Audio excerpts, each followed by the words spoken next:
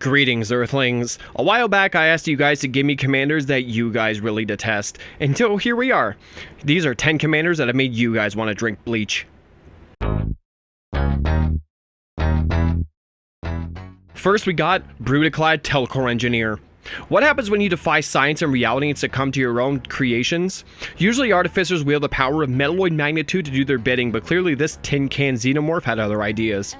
Giving your minions haste is one thing, but when you harness the ability to just transmute them all into copies of one another, the last time I can recall being subject to an army of redundancy and monotony that can overtake my entire being like the world's jankiest locust swarm is when I have to take my dog for a walk in the bushes on a hot summer's evening so I just get a hot dose of mosquitoes in my face. The ire that this animalistic automaton draws out of me is enough to make me consider sleeping in wet pants, because potentially waking up with a musty ass crack is more pleasant than having this rusty beak-faced aether turd sending its bugs at you. If you play this as your commander, I hope your next sneeze makes you piss yourself. Next we've got Lord Xander the Collector. Oh boy, where do I begin with this pretentious sparkle fuck? I may be a Grixis loyalist, but I'm really hard pressed to find anything redeemable about this Draculaic hoarder who has a toxic habit of Spartan kicking you in the kidneys with soccer cleats anytime he does anything. Playing against this undeserving knob is like seeing problematic YouTubers try to ignore allegations, because even though it's clear to whomever is running things that everyone sees them as the problem, they'd rather put on a facade that tries to get the heat off of them. I can't even accurately describe the ire that this horned dirtbag draws at a table, because they're usually scolded away from said table before they can even slap this bastard down. If you play this as your commander, I hope you have the mulligan down to 5. Next we got Voja, Jaws of the Conclave.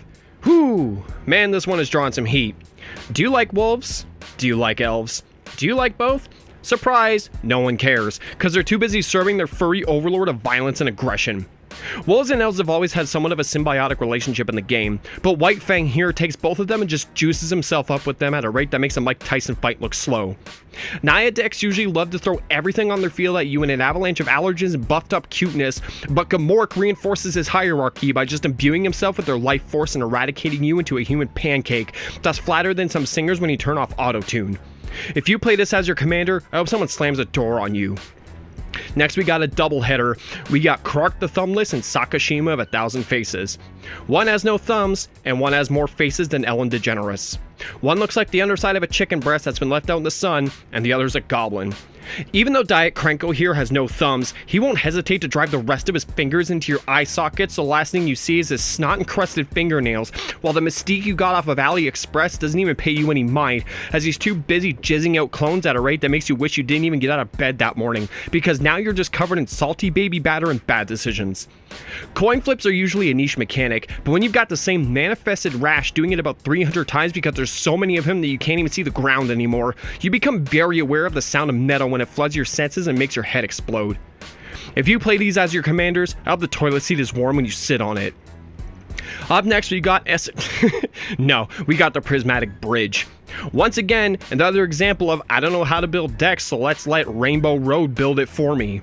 Not only does the rest of the table get to sit there and watch something play with itself like some guy cucked his wife, but whoever's playing the deck does too. Being against this type of deck is only comparable to watching The Price is Right, but the spinning wheel flies out of the wall and kills the audience. Wizards could have at least been courteous enough to print a knockoff Mjolnir, because not you, Colossus Hammer. I love nothing more than to be able to say I shattered the Bifrost. 5-color decks are already limiting enough to play, but getting this Mario Kart level on the board might as well be a blue shell because now they just ran ahead of you. Mana Dork? Yeah, we already know. If you play this as your commander, I hope you jam your shoulder in your sleep. Next we've got Sliver Overlord. Commander players already get hard over tutors, but all Professor Hooknose wants to do is exactly that and only that. Slivers are already enough of a headache when you consider their cult-like status is comparable to the Manson family, but just like the head maniac himself, Charles here wants nothing more than to fish out his minions of hatred and bigotry to just stomp you so hard that your kneecaps end up in your nasal cavities.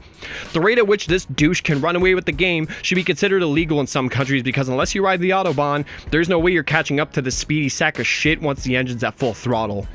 If you play this as your commander, I hope your boss tells you that you have to work overtime. Next we got Kozilek the Great Distortion. Counterspells are usually reserved for blue decks, but this gigantic hemorrhoid will throw everything, including his own house, in the trash just so you can do nothing. 10 mana seems like a lot, but the rate at which this nipple-faced titan can drop in is comparable to throwing a cannonball into a community pool from about 30 feet in the air, so now everyone is subjected to a piss tsunami of chlorine and dead flies, while you're maniacally laughing at the carnage like a Spider-Man villain. Refilling your hand when casting something should be added to the reserve list because that amount of value should really stay with something so damn positive. Being subjected to this is what I can only imagine running into Chris Chan in real life must be like. I can really only imagine the sheer terror of looking this thing in the face. If you play this as your commander, I hope you trip up the stairs. Next we got Mayorsil the Pretender. I haven't seen this fart in a hot minute, but all Loki that you got off of Facebook Marketplace wants to do is bury his shit in the dirt like a dog so he can dig it up later and bring it to your doorstep.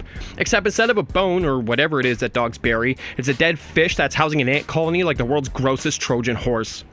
Being able to just conjure excuses out of thin air is usually something reserved for cheating exes, but thankfully, this Harry Potter villain only wants to shove his shaved off pubes down your throat. If you play this as your commander, I hope a bird flies into your car's grill.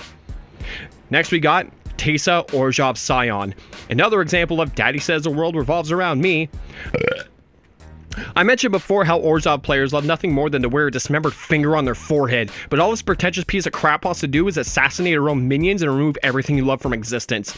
I'm a sucker for aristocrat themes, but this Game of Thrones villain takes it to a whole new extreme which he could just go on a murder spree at a rate that would make Jeffrey Dahmer jealous. Your demise is only as delicious as the will to live that she drains out of you, so if you're as dead inside as I am, you're probably good. If you play this as your commander, I would get a paper cut while reading. And then finally for this steamer, we've got Thalion the Gitrog monster. Now this one makes me feel bad, because I like Gitrog, I like Thalia, but putting them together is like merging bananas and ferret shit. Dumping out rampant value is one thing because all your board gets to do is sit down and watch because they're automatically tied up with bondage rope as they hit the field. And while that sounds like a good time to some, it becomes a little distressing when you're being trampled to death because they forgot you were even there, so now you're just a glorified speed bump.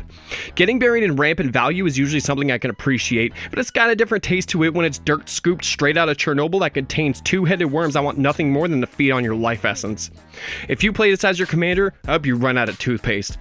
Alright. Well, if you like this list, let me know down in the comments. I hope you do, because it's about you. And if not, well, then like me, you probably hate yourself. Nah, but these are really fun to do. I'll look forward to them every other Sunday. Join the Discord. It's free. Who doesn't like free? I'll leave my socials down in the description as well. And yeah, without further ado, make sure you rap that like button and tap that subscribe button. Practice safe gameplay, and I bid thee farewell and misfortune.